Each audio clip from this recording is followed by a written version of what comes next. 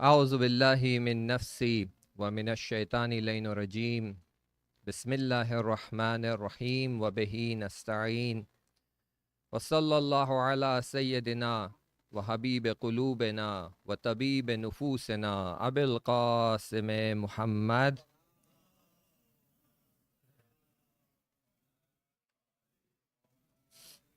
وأہل بیتہ الطیبین الطاہرین المنتجبین لا سیما بقیت اللہ العظم فی الارضین اما بعد قال اللہ تعالی فی کتاب المبین بسم اللہ الرحمن الرحیم اطیعوا اللہ والرسول لعلکم ترحمون۔ ایک صلوات پڑھ دیجئے۔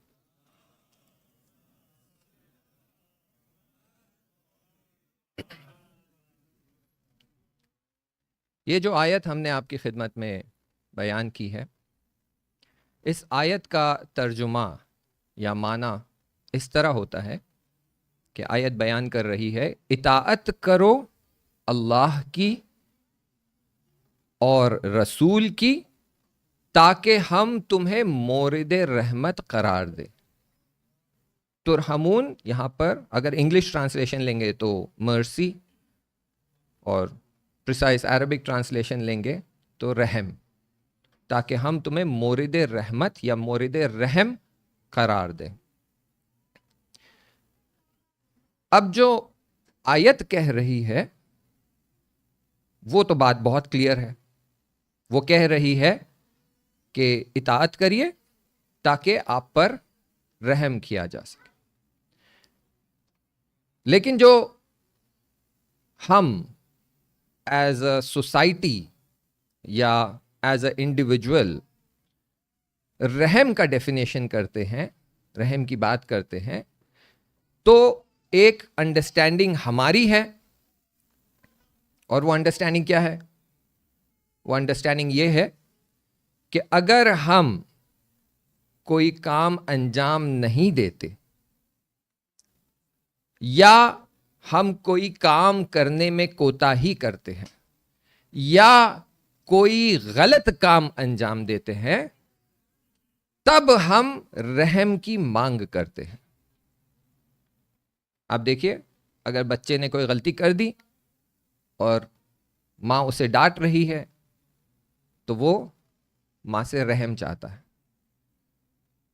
کسی نے کوئی کرائم کر دیا، اسے کورٹ میں حاضر کر دیا گیا، پروف کر دیا گیا کہ یہ اس نے کرائم کیا ہے، تو جب اسے سزا سنائی جا رہی ہوتی تو وہ جج سے رحم کی مانگ کرتا ہے، رحم کی بھیک مانگتا ہے کہ بھائی مجھے 50 سال کے لیے جیل میں مت ڈالیے، کچھ کم کر دیجئے، یا مجھے موت کی سزا مت دیجئے، کچھ رحم کر دیجئے۔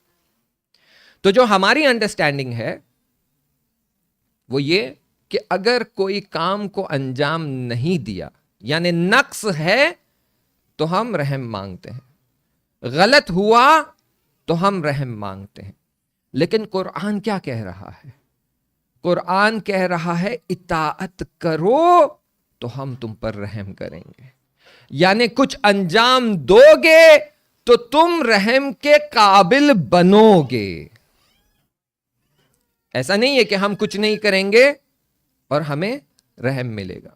دیکھیں، اگر مجھے ایگزام میں کویسچن پیپر آتا ہے اور میں اس میں صرف 20% اٹیمپٹ کر کے آتا ہوں، اور پھر ٹیچر کے پاس جا کے کہتا ہوں کہ رحم کر دیجئے، پاسنگ مارکس دے دیجئے، 40 پاسنگ مارکس سے 35 پاسنگ مارکس سے 35 دے دیجئے، تو ٹیچر کہے گی تم نے لکھا ہی 20% ہے، میں 35% یا 35 سکور تمہیں نہیں دے سکتی۔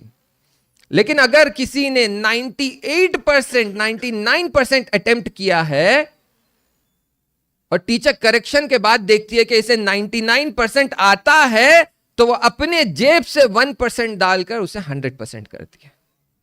اسے کہتے ہیں رحم، اسے کہتے ہیں گریس۔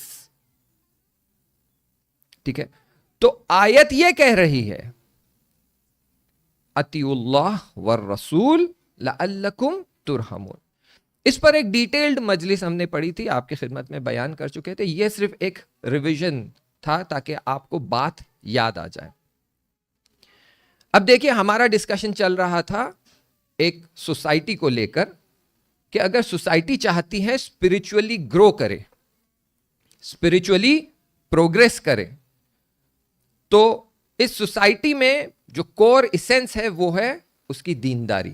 سوسائٹی میں دینداری ہونا چاہیے. اور ہم نے کہا ہمارے سامنے جو سوسائٹی ہوتی ہے وہ جو بے دین ہے وہ بہت کلیئر ہے.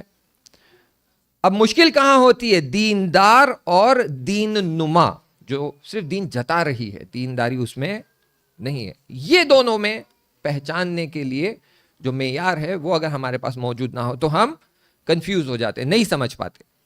پھر ہم نے کہا معیار کیا ہے؟ ہم نے کہا معیار یہ ہے کہ اگر آثار نظر آ رہے ہیں تو سوسائٹی دیندار ہے, آثار نظر نہیں آ رہے ہیں تو ان کے پاس جو ہے وہ کھوکھلا دین ہے. اور ہم نے مثال دی نماز کے آثار, ان الصلاۃ تنہا عن الفحشاء والمنکر. روزے کے آثار, کتب علیکم الصیام,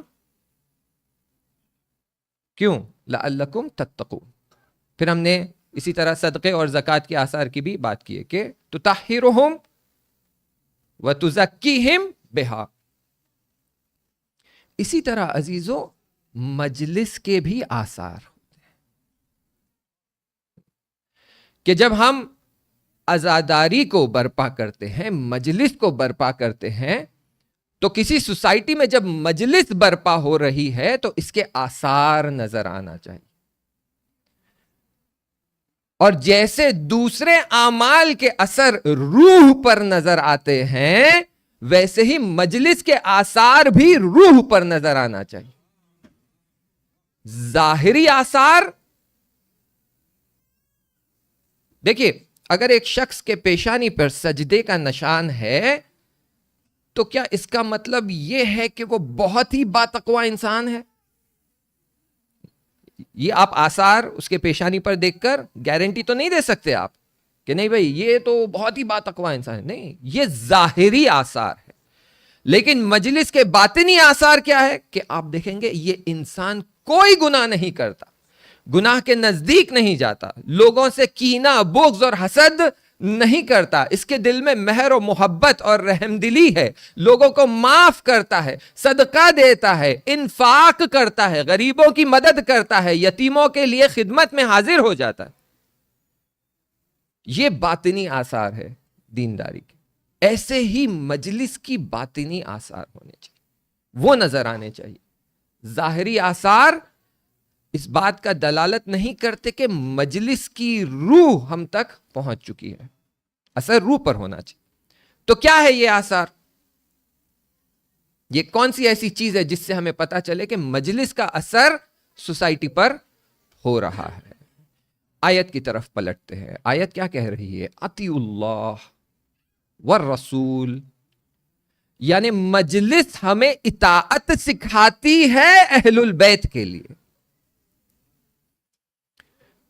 کہ اگر آپ واقعاً اہل البیت کی محبت اپنے دل میں رکھتے ہیں, امام حسین علیہ السلام کی محبت اپنے دل میں رکھتے ہیں, امام زمانہ عجل اللہ تعالی فرجہ شریف اللہم صل,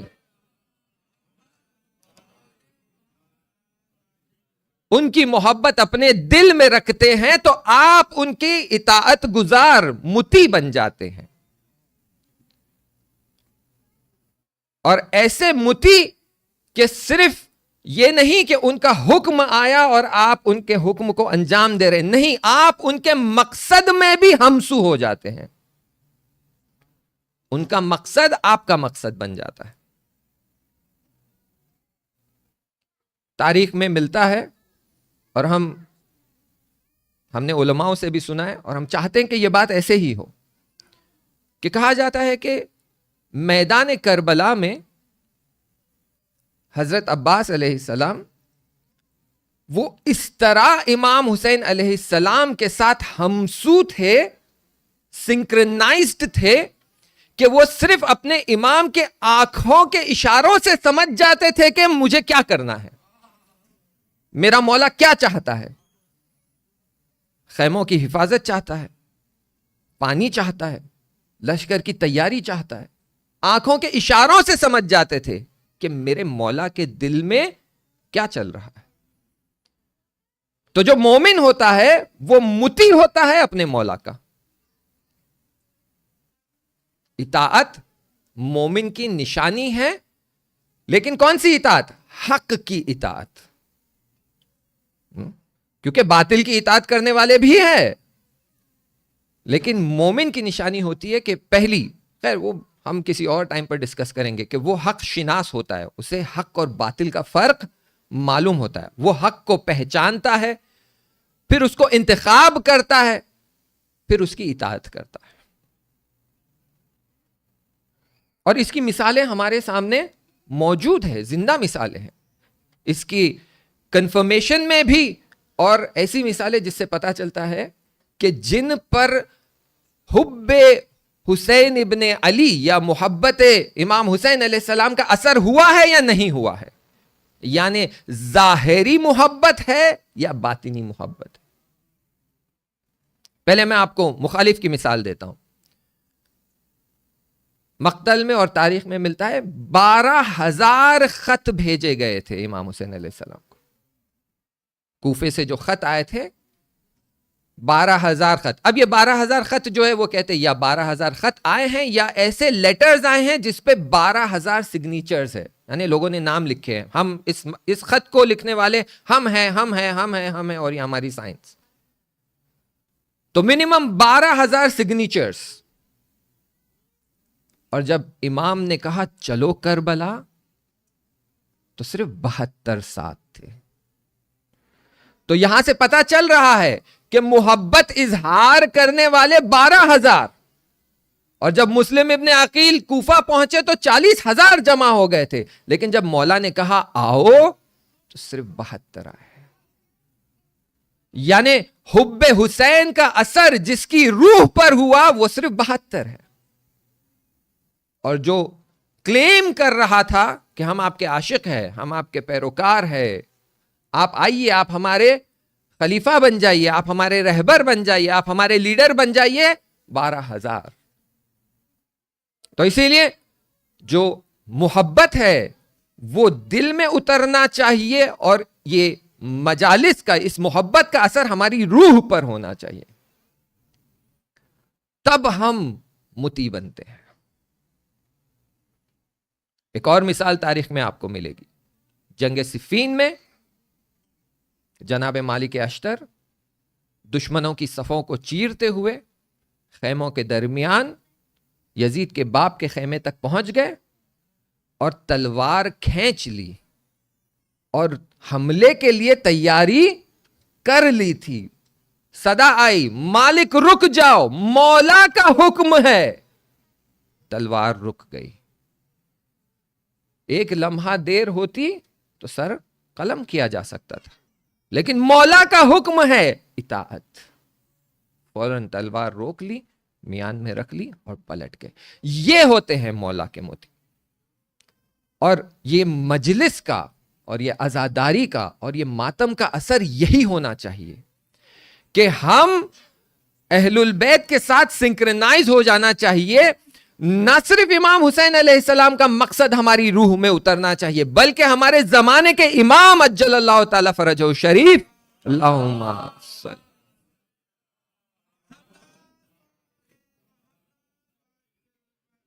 ان کا مقصد ہمیں معلوم ہونا چاہیے اور ہمارے دل میں اور ہماری روح میں اتر جانا چاہیے. یعنی ہماری روح ان کے مقصد کے ساتھ سنکرنائزڈ ہونا چاہیے.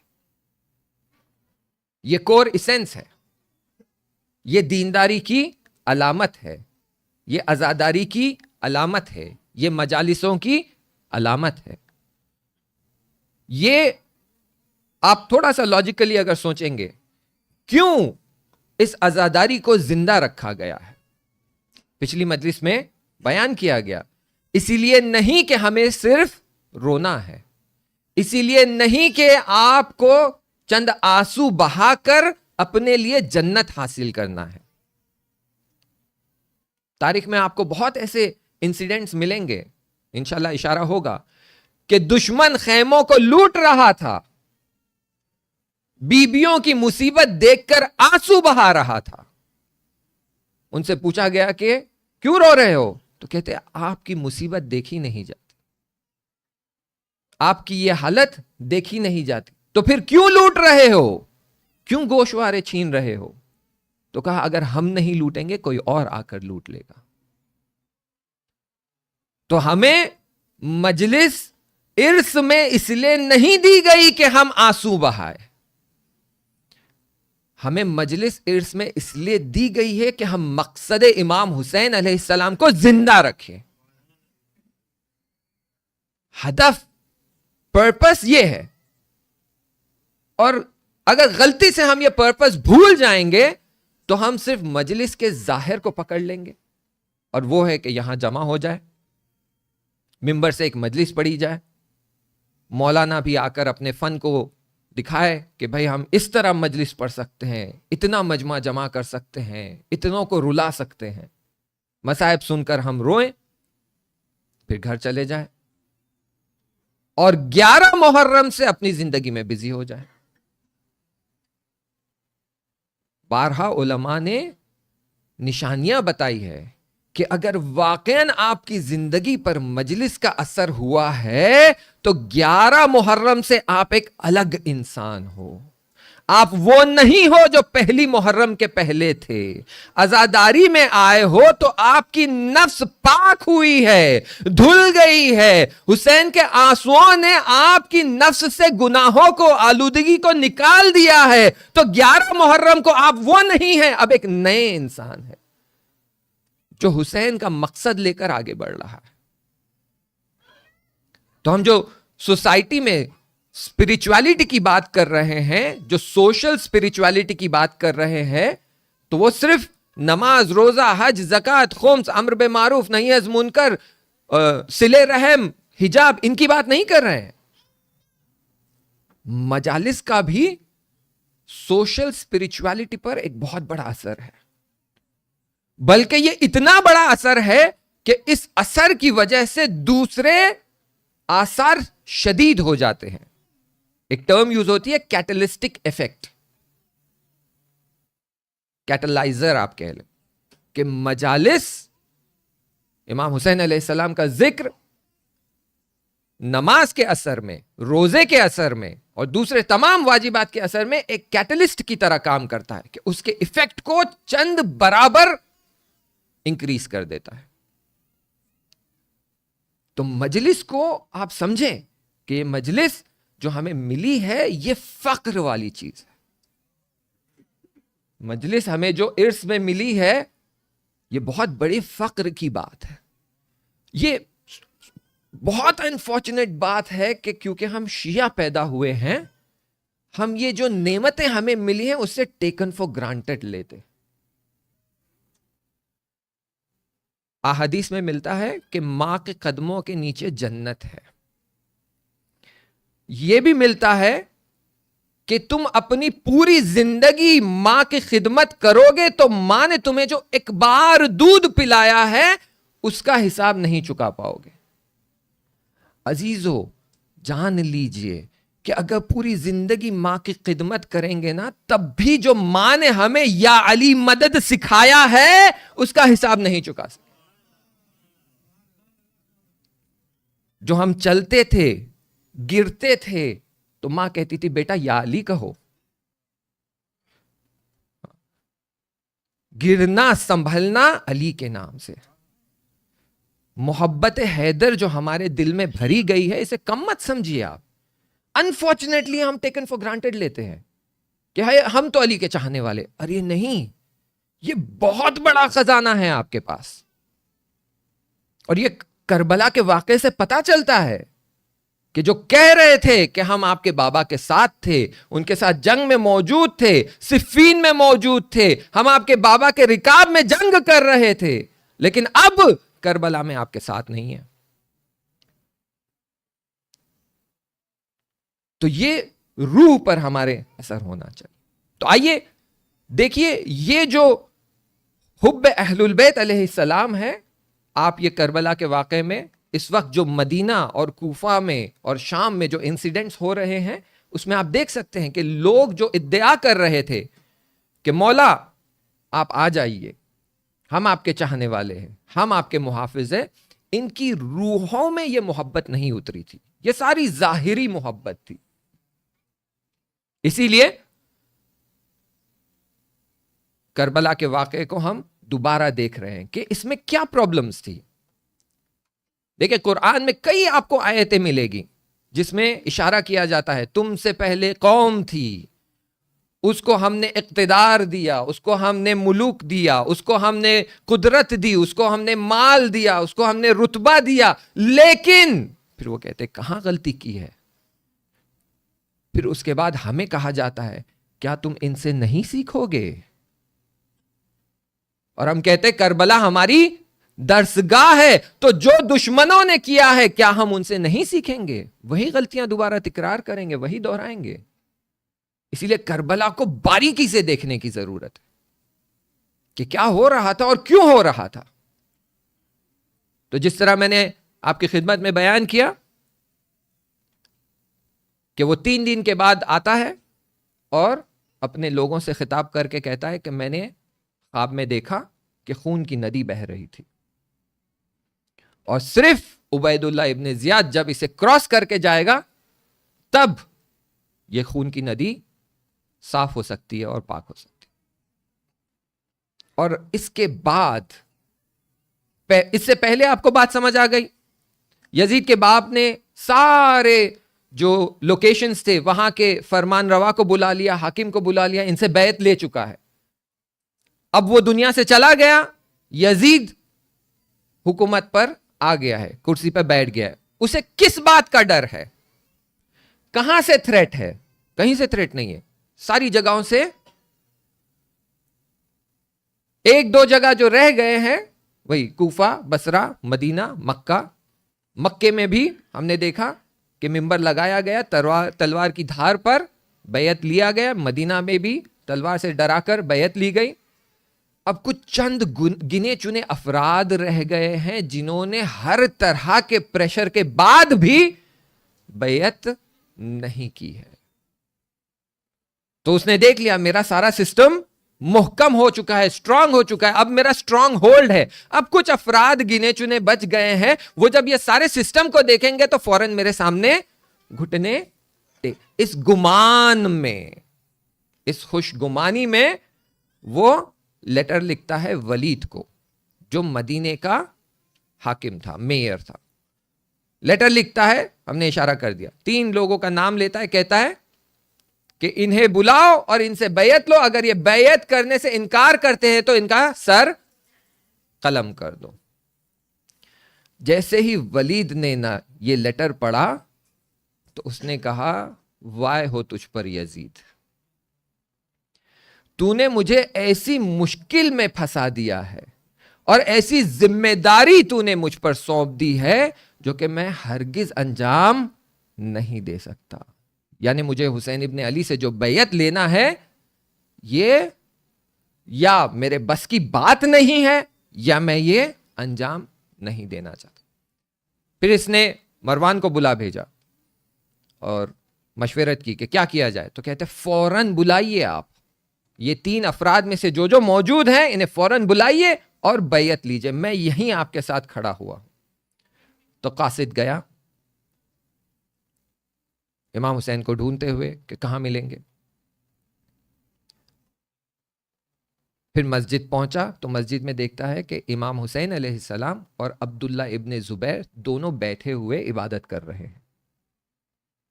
تو کہتا ہے آپ کے لیے فرمان ہے, آپ کے لیے لیٹر ہے, آپ کے لیے میسج ہے.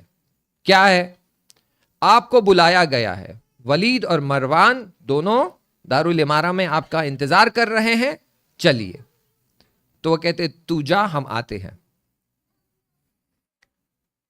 پھر عبداللہ ابن زبیر امام سے کہتا ہے کہ اس وقت جو کہ تقریباً شام یا رات کا وقت ہو چکا تھا, کہتا ہے یہ وقت نہ تو دربار کا وقت ہے, نہ کوئی ملاقات کا وقت ہے, نہ ہی کوئی میٹنگ کا وقت ہے. اس وقت کیوں بلایا جا رہا ہے؟ تو امام کہتے ہیں کہ مجھے لگ رہا ہے یزید کے باپ کا انتقال ہو گیا ہے اور اسی لیے ہمیں بلایا جا رہا ہے کہ اس سے پہلے کہ خبر مدینہ تک پہنچے اور سب جگہ پھیل جائے, وہ چاہ رہا ہے ہم سے بیعت لے لے. تو کہتا ہے تو پھر کیا کرے؟ تو کہتے ہیں جائیں گے، لیکن امام کہتے ہیں میں پہلے بنی ہاشم کے پاس جاؤں گا، وہاں کے نوجوانوں کو لوں گا، وہاں جاؤں گا، انہیں تعینات کروں گا اور پھر اندر جاؤں گا. میں بہت تیزی سے بڑھ رہا ہوں کیونکہ آپ کو یہ واقعہ سارا معلوم ہے. تو عبداللہ ابن زبیر کہتا ہے مجھے آپ کی جان کی فکر ہے، جو ماحول بن رہا ہے مجھے آپ کے جان کی فکر ہے. تو مولا اس سے کہتے ہیں کہ پریشان مت ہو، ابھی بھی میرے اندر اتنی ہمت ہے کہ میں اکیلا ان سب کے لیے کافی ہوں، تو مت ڈر. لیکن میں بنی ہاشم کے نوجوانوں کو لے کر جا رہا ہوں. وہاں پہنچتے ہیں، بنی ہاشم کو باہر تعینات کرتے ہیں، کہتے ہیں کہ اگر میری صدا بلند ہو جائے یا آپ کو اندر سے بلند آوازوں کی صدا آنے لگے تو فوراً اندر آ جانا. اندر جاتے ہیں اور ولید نے یزید کا لیٹر پڑھ کے سنایا. تو امام کہتے ہیں میں یزید پر بیعت نہیں کروں گا. یہ جملہ سنتے ہی مروان اٹھ کھڑا ہوا اور بڑی اونچی آواز میں امام سے کہتا ہے امیر المومنین پر بیعت کرو فوراً. تو امام اسے بہت ہی سخت جواب دیتے ہوئے کہتے ہیں وائے ہو تجھ پر مروان، کس نے یزید جیسے کو مومنوں کا امیر بنا دیا؟ یزید جیسا مومنوں کا امیر نہیں ہو سکتا، کس نے بنا دیا؟ تو فوراً ولید کی طرف پلٹتا ہے، کہتا ہے ولید ان دونوں کے سر قلم کر دے، اس خون کی ذمہ داری میں اپنی گردن پہ لینے تیار ہوں، سر قلم کر دے. اور ولید کہتا ہے میں یہ کام نہیں کروں گا. اور تبھی صدائے بلند ہوتی ہے، بنی ہاشم کھچی ہوئی تلواریں لے کر آتے ہیں اور امام حسین کو حفاظت سے لے کر چلے جاتے ہیں. جیسے امام حسین جاتے مروان پلٹ کر ولید سے کہتا ہے کہ میں نے تجھ سے جو کہا کیوں نہیں کیا؟ تو کہتا ہے کہ خدا کی قسم تو جو مجھ سے کہہ رہا تھا تیری بات پر عمل کرنا بالکل ایسا ہے جیسا اپنے ہاتھوں سے اپنے دین کو نابود کرنا.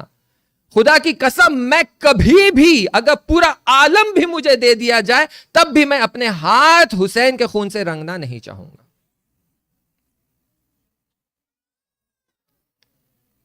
میں یہ کام کبھی نہیں کروں. دیکھیے بڑی عجیب بات ہے، بڑی عجیب حالت ہے.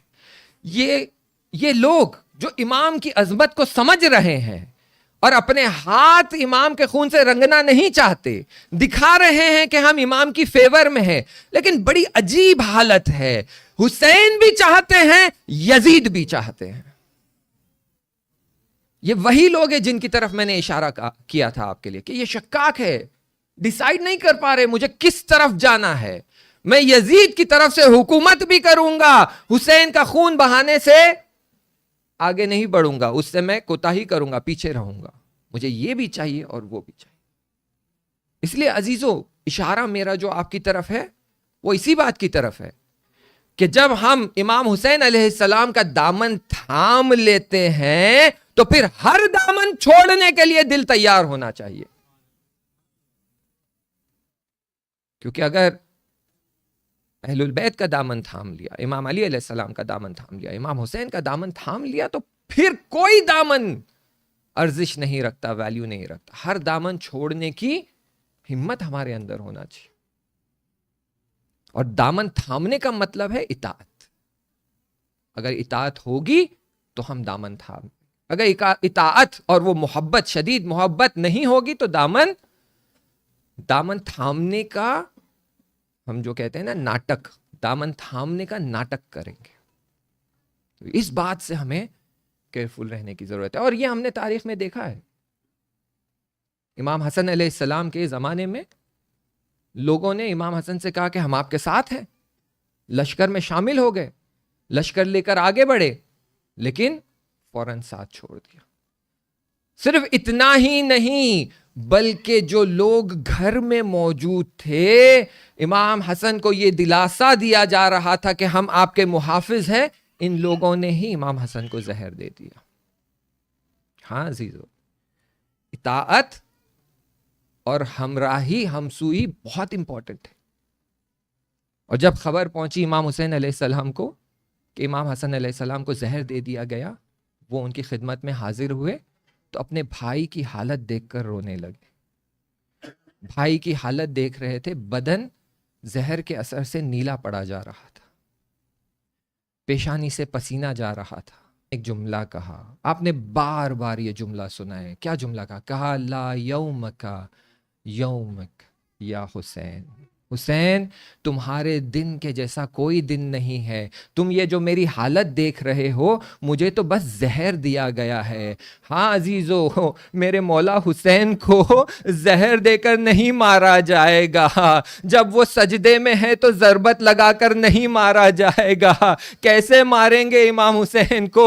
پہلے ان کے سامنے ان کی اولادوں کی گردنیں قلم کریں گے, ان کے کڑیل جوان بیٹے کے سینے میں برچھی ماریں گے, اونو محمد کا سر قلم کریں گے, جناب عباس کے بازو قلم ہوں گے, سکینہ کے مشک کو تیروں سے تیر باران کر کے پارا پارا کر دیں گے. پھر امام حسین کے قتل پر وہ آمادہ ہو جائیں گے. ہاں عزیزو, لا یوم کا امام حسین, آپ کے جیسا کوئی دن نہیں ہے. لیکن عزیزو, امام حسن علیہ السلام, اگرچہ امام حسین علیہ السلام سے پہلے انہیں شہید کر دیا گیا, انہوں نے اپنی کچھ نشانیاں اپنے بھائی کے ساتھ بھیجی تھی. کہا کہ بھیا, میدان کربلا بہت سخت رہے گا, وہاں آپ تک و تنہا رہ جائیں گے, وہاں کوئی آپ کے ساتھ نہیں ہوگا, میں بھی آپ کے ساتھ نہیں ہوگا, لیکن میں اپنی نشانیاں آپ کے پاس دیے جا رہا ہوں, آپ انہیں اپنے ساتھ لے جائیے, یہ میری طرف سے ہدیہ ہے میدان کربلا کے لیے. ہاں عزیزو, میں یہاں صرف دو کا ذکر کروں گا. ایک تھے عبداللہ, جو بہت کم سن تھے. جب تمام اصحاب شہید ہو گئے, حضرت عباس شہید ہو گئے, جناب علی اصغر کو شہید کر دیا, مولا حسین میدان جنگ میں جنگ کر رہے تھے. جب تیر سینے میں لگا, خون جاری ہو گیا, مولا گھوڑے پہ تاب نہ لا سکے, زمین پر آئے تو عبداللہ خیمے کے کنارے کھڑے ہو کر مولا کی جنگ دیکھ رہے تھے. دیکھا ایک لئی نے تلوار کھینچا, چاہتا ہے مولا کا سر قلم کرے. صدا لگائی, امو جان, اے چچا میری جان آپ پہ قربان. دوڑتے ہوئے مولا کی طرف بڑھے. مولا نے صدا لگائی, زینب, بہن زینب, عبداللہ کو روک لو, لئی بہت شقی ہے, اس نے علی اصغر کا لحاظ نہ کیا, یہ تو کم سن میرے بھائی کی نشانی ہے. عبداللہ دوڑتے ہوئے آئے, اپنے آپ کو امام کی باہوں میں گرا دیا, کہنے لگے لئینو, جب تک میں زندہ ہوں اجازت نہیں دوں گا کہ تم میرے چاچا کو قتل کر سکو, ہر وار کو خود سہ لوں گا. لئی آگے بڑھا, تلوار چلائی. ہاں عزیزو, کم سن بچہ ہے, جنگ کے رسم کو نہیں سمجھتا, سوچنے لگا میں ہاتھ سے تلوار روک لوں گا. ہاتھ اٹھایا, تلوار نے ہاتھ کو قلم کر دیا, ضربت سر پہ لگ گئی. صدا دیا ہے میرے چچا, مولا کو لپٹ کر گریا کرنا شروع کر دیا. مولا نے کہا اصبر, اے میرے لال صبر کرو, یہ مصیبت بھی ٹل جائے گی. ہرملا اٹھتا ہے, کمان اٹھائی, تیر چلائی, ایسا چلا عبداللہ کے سینے کو پار کرتے ہوئے مولا کے ہاتھ میں پیوست ہو گیا. عبداللہ شہید ہو گئے. ہاں عزیزو, ایک نشانی امام حسن کی اور تھی. ہاں عزیزو, لیکن یہ بڑی بیتاب نشانی تھی, بڑی پریشان نشانی تھی. جب شب عاشور کو مولا نے اپنے اصحاب سے کہا کہ ان کی دشمنی مجھ سے ہے, تم جانا چاہتے ہو چلے جاؤ, میں چراغ گل کر دیتا ہوں. جب جب چراغ روشن کیا تو دیکھا سب وہیں بیٹھے ہوئے ہیں. تو مولا نے سب کو شہادت کی بشارت دی, سب کا نام لیا, کہا زہیر تم شہید ہو جاؤ گے, حبیب تم شہید ہو جاؤ گے, علی اکبر تم شہید ہو جاؤ گے, عباس تم شہید ہو جاؤ گے. ہاں عزیزو, تاریخ میں ملتا ہے کہ ایک بار جناب علی اصغر کا نام لیا تو جناب قاسم تڑپ گئے کہ ہائے مولا نے ابھی تک میرا نام نہیں لیا, لیکن علی اصغر کا نام آ گیا, کیا آدھا خیموں تک پہنچ جائیں گے. آئے میں کیا بتاؤں, شام غریبا دشمن خیموں تک پہنچ جائے گا, خیموں پہ تیرے چلائی جائیں گی, خیموں میں آگ لگائی جائیں گی, بیویوں کی ردائیں چھینی جائے گی. ایک مرتبہ جناب قاسم نے دیکھا کہ سب کا نام ہو گیا, سب کی باری آ گئی, سب کا مقام دکھایا گیا, تڑپ گئے, مولا کے نزدیک آئے, دو زانو بیٹھ گئے اور بڑے ادب سے پوچھنے لگے, مولا کیا مجھے یہ سعادت نصیب نہیں ہوگی, کیا میں کل شہید نہیں ہوگا. مولا تڑپ گئے, ہائے قاسم کو کیا بتائے, کیسے بتائے قاسم, تم جب جنگ میں جاؤ گے تو تمہارے اندازے کی زرہ نہیں ہوگی, تمہارے سر پر ٹوپی نہیں ہوگی, تم نہیں جانتے کیسی مصیبتیں تم پہ ٹوٹے گی. مولا نے پوچھا میرے لال بتاؤ موت تمہارے نزدیک کیسی ہے. فوراً جناب قاسم نے جواب دیا, اہلا من الاصل. جناب قاسم کو لگ رہا تھا میں یہ جواب دوں گا تو مولا مجھے شہادت کی بشارت دیں گے, لیکن مولا چپ ہو گئے. روز عاشور آ گیا, جناب قاسم دیکھ رہے ہیں, اصحاب جا رہے ہیں, علی اکبر جا رہے ہیں, بنی ہاشم جا رہے ہیں, مولا کے نزدیک آئے, کہنے لگے مولا جنگ کی اجازت دے دیں. مولا نے کہا نہیں میرے لال, تم میرے بھائی کی نشانی ہو, میں کیسے اجازت دے دوں. جناب قاسم مولا کے ہاتھ چومنے لگے, اے چچا جان اجازت دے دیجئے. اذن نہ ملا, قدموں پر گر گئے. تاریخ میں ملتا ہے جب تک پاؤں کو چومتے رہے, جب تک مولا نے اجازت نہیں دی. اب قاسم میدان کی طرف چلے, گھوڑے پہ سوار میدان میں جا رہے ہیں. تاریخ میں ملتا ہے جنگی ٹوپی نہیں تھی, سر پر سفید امامہ باندھا گیا تھا, میدان کی طرف جا رہے ہیں. جیسے لگ رہا ہے آسمان سے چاند اتر آیا. ایک لئی اشارہ کرتا ہے, اشارہ کر کے اپنے ساتھی سے کہتا ہے اس چاند کو دیکھ رہے ہو, اس بنی ہاشم کے چاند کو دیکھ رہے ہو, اس کمسن خوبصورت بچے کو دیکھ رہے ہو, اس چاند کو تو میں داغدار کروں گا, اس چاند کے تو میں ٹکڑے کروں گا. ہاں عزیزو, جناب قاسم میدان میں اترے, جنگ کرتے ہیں, دشمنوں کو دکھا دیتے ہیں حیدر کرار کا بیٹا ہوں. دشمنوں نے گھیرا بنا لیا, کہا جاتا ہے 200 گھوڑے جمع ہو گئے, کوئی تلوار چلا رہا ہے, کوئی خنجر چلا رہا ہے, کوئی نیزہ چلا رہا ہے. گھوڑے پر جھومنے لگے, تاب نہیں لا سکے. صدا دی چچا جان میرا آخری سلام لینا. عزیزو راوی لکھتا ہے مولا گھوڑے پہ اس طرح سوار ہو کر آئے جیسے ایک باز حملہ کرتی ہے. دشمن نے سوچا مولا جنگ کا ارادہ رکھتے ہیں, حیدر کرار کا بیٹا آ رہا ہے, سب دوڑنے لگے. ہاں عزیزو 200 گھوڑے ہیں, جناب قاسم ہے, کمسن بچہ ہے, زخمی بدن ہے, گھوڑوں کی ٹاپوں کے نیچے پسلیاں چور چور ہو گئی, ہر ٹاپ پہ سزا آتی. ہائے چچا, ہائے چچا جلدی آئیے، یا اماں ادرکنی.